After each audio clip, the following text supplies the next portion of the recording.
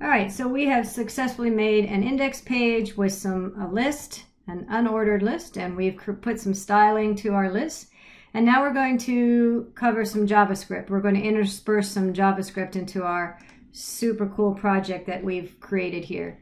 I'm going to start with a review of where we did on a prior video, and that is I'm going to review how to spell variables.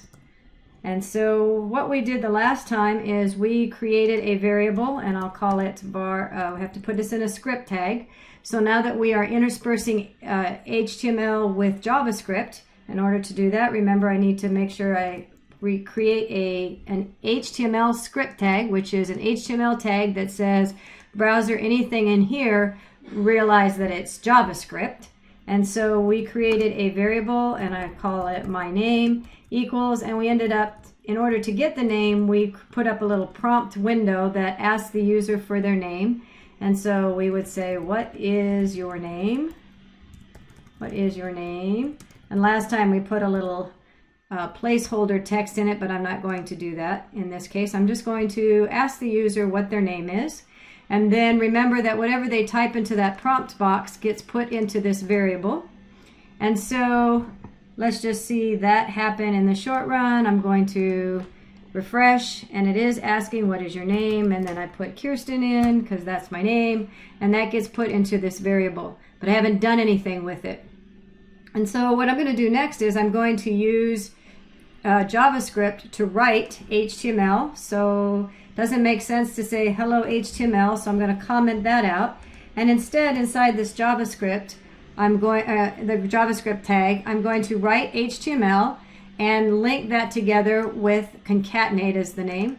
Instead of HTML, we'll place the user's name. So I'm going to type document write, and we're going to write in quotation marks the tags. So I want the browser JavaScript to write an H2 tag. And inside that H2 tag, I'm going to write the word hello. So that part is the part I literally want you to write, Mr. Browser. And then I'm going to put a space. Outside of the quotation marks, I'm going to put a plus sign, and I'm going to put the variable, which was my name. And so what I'm doing is creating a joined, or concatenated is the word that we call it, string, which is joining our HTML string. So literally, Mr. Browser, type this stuff. Go ahead and render and evaluate what an H2 tag is, just like I had written it here. So we're doing this part of the code, but we're having JavaScript write it instead of Kirsten writing it here. We're going to join on the name that the user types in, so whatever is in this variable, and then we're going to join, concatenate with it, and inside the open and close quotation marks, as you can see there, the closing portion of my HTML tag. I also have to write the closing, just like I would in a normal scenario with HTML. I'm just using JavaScript to write the HTML, and I'm joining it with whatever was in my variable. And so I think I want an exclamation point, so I'm going to write that, and then we have to add our closing H2 tag. And so what we've done in the short run is used JavaScript to get the user's name and have our browser therefore display a little bit more personalized page. So if I write in Kirsten, then I should see hello Kirsten. So we can see that that was working properly. And if you look at, let's look at our page source. If we look at our view page source, you can see that our script was here, and I guess that was all commented out. So never mind. Let's see if we can see it in inspect element. What I was hoping to see is that we could actually see that. There we go. This is what I was hoping for. So we can see that physically what was written from the JavaScript was JavaScript wrote the H2 tag and the string. It combined those two values together and wrote it for me. So let's just do a refresh and see what happens. So now let's do Jim Bob. That's a name, isn't he? Bobby. That's funnier. Okay, Jim Bob. And we can see that Jim Bob was filled in. So JavaScript is writing our HTML, which the browser is then reading as if it was HTML. So that's what's going on here. Cool. All right. So that was that was a refresher from our first video that we started this series with. And so now what we'll do is we're going to move on to the next topic. I think for now, so I don't have to keep getting prompted with a name, I'm going to just hard code the name for my further demonstration. So my name is Kirsten, and I'll just hard code that value in this time, so I won't get prompt every time. It'll just put that value in. All right, because I want to deal with something else next, and this is called arrays. And arrays are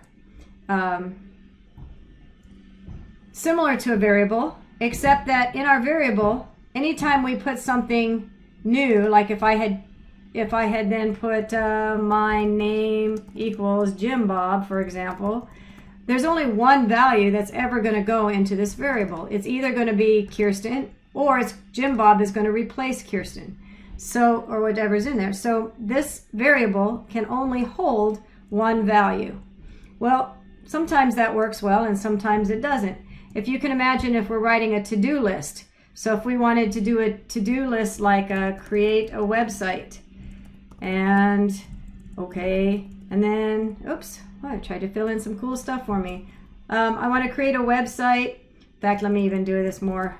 So task 1 equals create a website, and now I need to do another one, so I have to do a var task 2 equals, and that might be throw lawn darts, and then etc., etc. So it's going to start to become cumbersome to keep track of lots of different variables when they all really have to do with the same thing. So these are all related data that it's much easier if I just put it into one variable. And that's the idea of an array.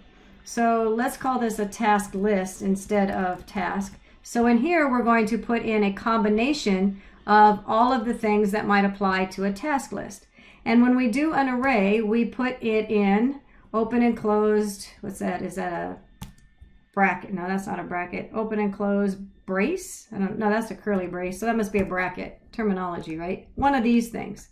All right, so it's in a string. So this is one value that's going to go into task list, and I'm going to do a comma so I can add another value, and that would be throw lawn darts.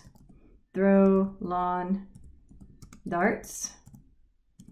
That's an important task to get done today. I'm going to close out the style sheet. We won't be using it in this video. And then my third task would be watch paint dry. That's another important task I need to get done today. All right, so in this variable, one variable is holding 3 different values, and they're all related, which is why we would use an array as opposed to just a variable. This is a variable. This variable is holding multiple pieces of information.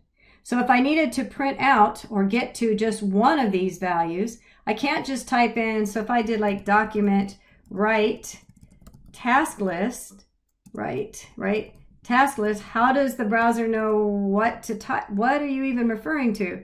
Which one? All of them? One of them? The third one? What? And so if we print it out, we get all of them in a comma, separated by commas. Well, that's not really very helpful. I would prefer to see these put into a UL, like an LI listing for some reason, which is why we started with LIs. So I need to get at these individually instead of as a whole. And incidentally, I can right click on this browser, and I'm going to go back to Inspect Tool and be reminded that there is this console. So in console, I get a little squiggly line here, and I can type in task list, and it's going to give me the browser's rendition of what it sees task list to be. And the browser understands task list. In fact, it even said it was an array with 3 elements in it, and that's what we call those. It has 3 pieces of information in it. And if I click on that, it's letting us know, look at these interesting numbers, 0, 1, and 2. So the browser is indicating that this piece of data, the first one, it's referring to it as 0. The second one, it's seeing it as 1. And the third one is it's seeing it as 2. And in fact, that's how arrays work. They start, every element in the array is numbered starting at 0. So that's how I can uniquely get at each of the individual pieces.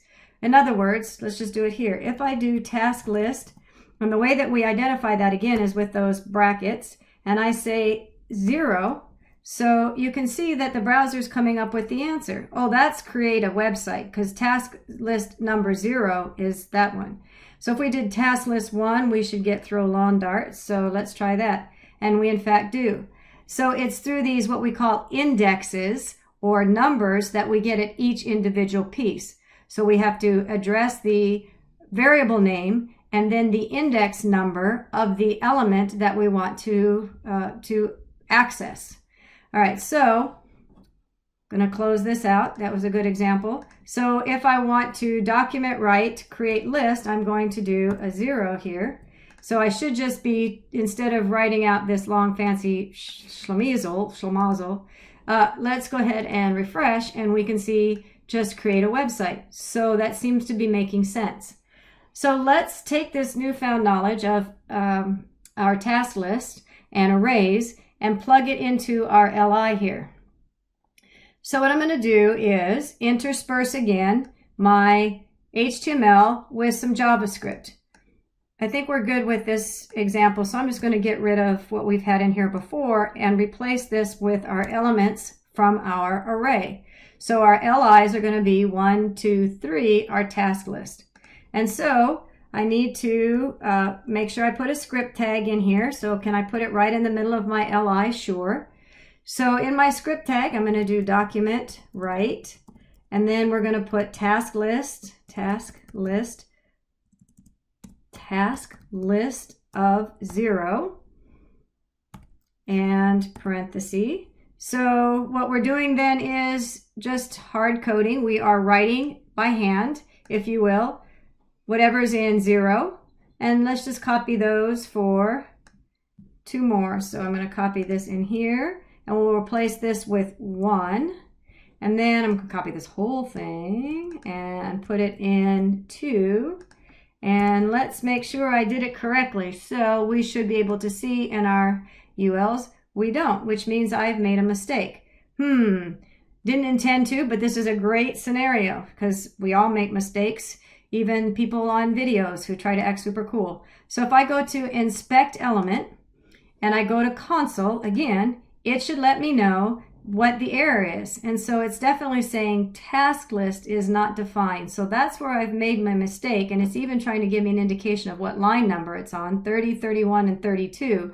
And in fact, if I look at this word task list, which seems to be what my error is, I have a casing problem, don't I? I made this task capital list and these all lower list. And so JavaScript is case sensitive, so it doesn't recognize that these two are the same. So I think to make my life easier, I'll just change 1 occurrence rather than 3. I'll change that to task list, lowercase, and now refresh and see what I get. Oh, that's refreshingly better. Sorry. So now I have 3 items that are pulled out individually, 1 piece at a time from my array. All right, so what I'm going to do next is, in this video, is I'm going to add to an array dynamically, meaning that I'm going to prompt my user for 2 more tasks. In other words, similarly to how we started, where we prompt our user for their name, let's prompt them for the 4th task, and then we'll put that task that they input into our task list, and we'll do it 1 more time just for good practice. So let's see how that happens. Let's see, how will I do this?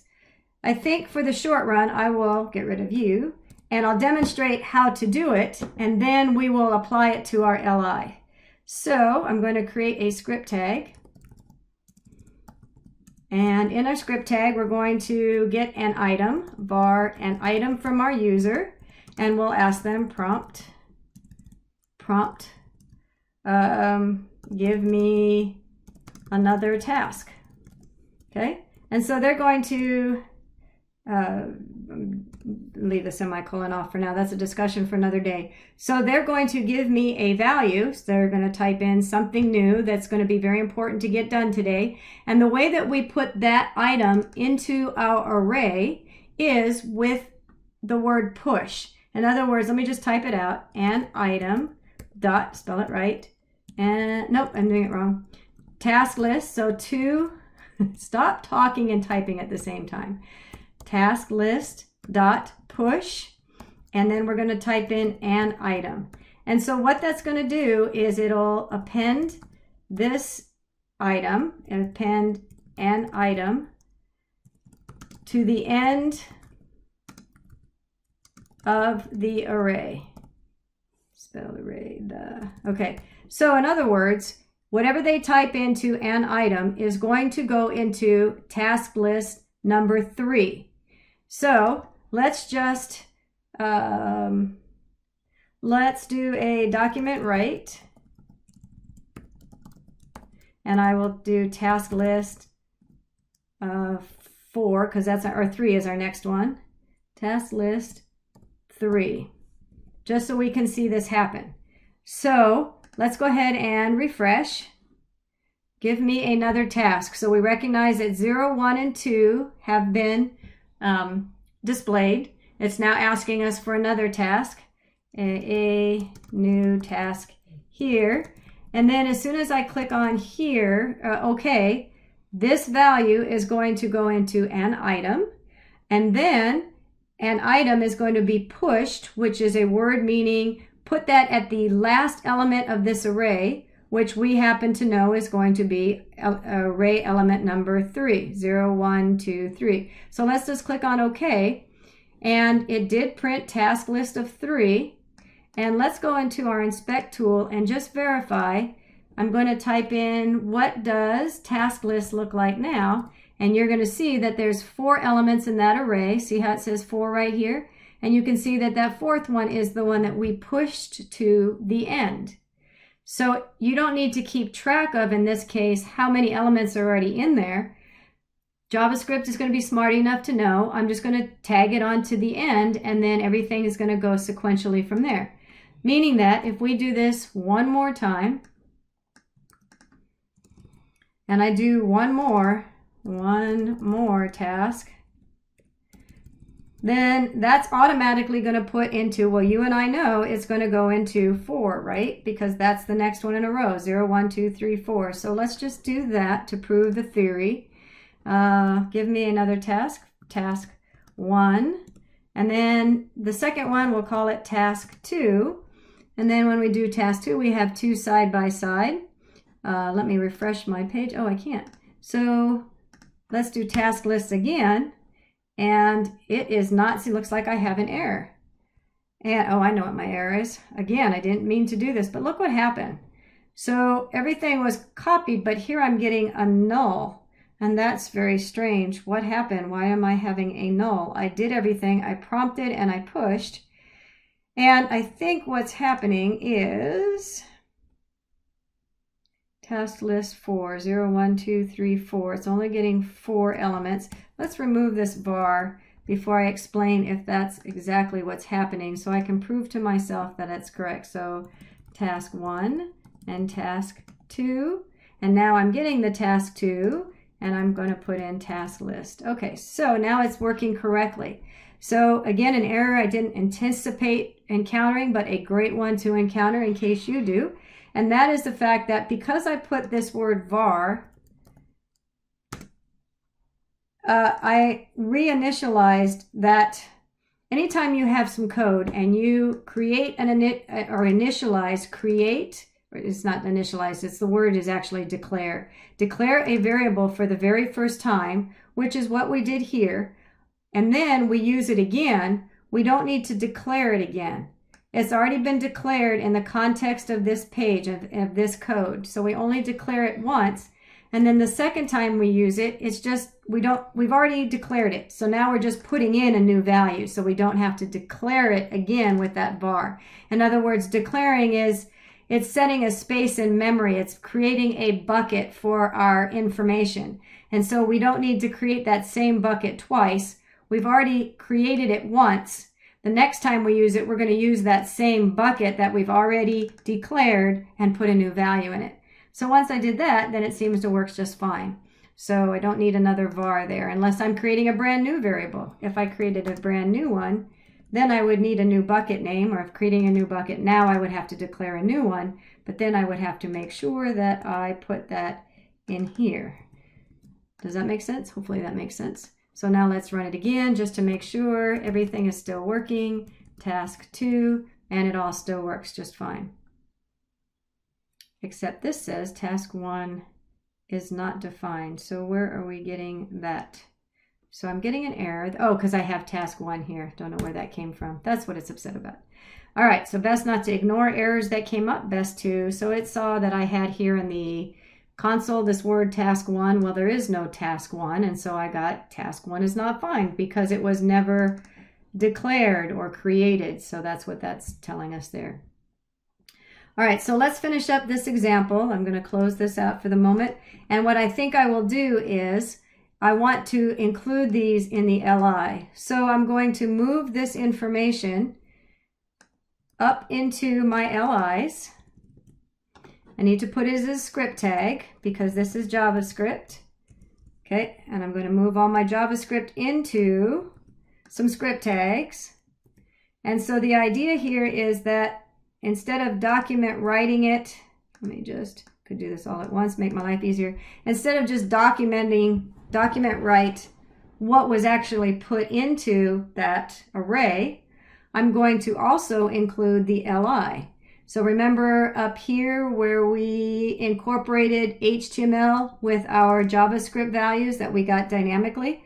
So that's what we're going to do here. So we're going to do a document write, and I need to create this LI tag, open and closing LI tag, and it will then print out the task list. So document write, quotation marks, LI, and my LI tag, quotation marks, plus sign. So join that with the element that is the third, actually it's going to be the fourth element because 0, 1, 2, 3, 4. So the fourth element of this array, which got appended up here. So, and then we need to add the plus sign and quotation marks, and we need to close our LI. Save that, and I'm going to do the same thing here, except to make my life a little easier, it's easier to change 4 and 3. So I'm going to erase that, copy it, and now change 3 to 4, and it should be doing the same thing. So give me another task, give me one more task. Okay, let's see what happens. So now I'm going to refresh my page, give me another task. Here it is. Here it is, okay?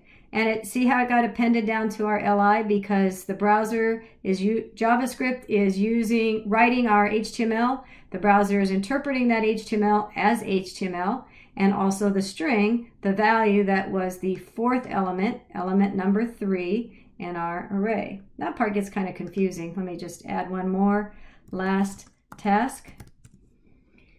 And so I'm going to look again at inspect element just to get practice because this is a good place to play when we don't know if why are things doing what we want them to do. I'm going to, just to make sure, I'm going to type in task list. I can see that task list is an array that has 5 elements in it. So repeating kind of what I was saying before, my third element is actually index number 2.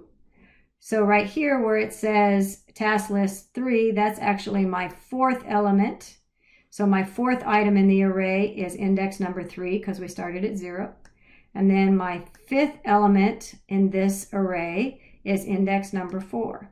So you can see that by using the push, we were able to successfully add on to our index dynamically. And then we plop that into our LIs, just writing HTML interspersed with concatenated or joined along with the values that we got via JavaScript.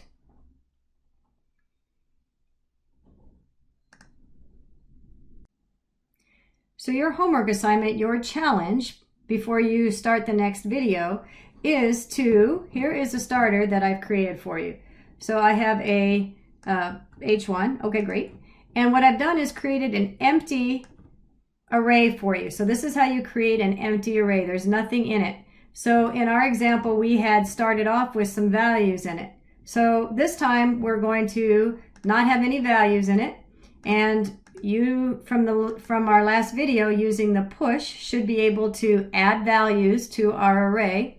And ultimately what I'm going to be asking you to do, or what your challenge should be, is something along these lines. So this is prompting me, even though it's spelled wrong, what is your first class? So my idea is that you're going to ask the user for 2 of the classes that they might be taking or learning. And in this case, I'm learning JavaScript.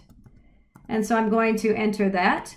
And notice that that was immediately put into the array and printed out. And then my second class is HTML. So if I click on that, that is also being added to the array. So I'm asking you to prompt your user for 2 classes that they might be taking, or 2 languages that they might be learning, however you want to word that. So my languages, maybe we'll do that instead of classes. Whatever's more appropriate, doesn't really matter. And so prompt your user for two things, and they will, as they enter in those 2 things from the prompt, it should be put into the array, and that array should then be displayed. That array element should be displayed. So if I right click on inspect element and I look at, in this case it was my classes, I can see that there are 2 elements in this array, and those are the 2 elements that my user typed in. Obviously this is not the code that's generating this page, but this is the page I created from this starter point. So just to run it again, maybe I'll spell what correctly next time. What else might be I taking? I might be taking C#, and I might be taking PHP. So again, my array says my classes, and you can see that both of those elements were put into an array. And if I hit enter, I can see those elements in the array, similar to how we set them up in the beginning when we did this. So I can see this exact scenario right here. And then if I click on the arrow down key, I can see element 0 and 1. So both of those were successfully put into the array. So that's your challenge, and I will post a solution in my next video.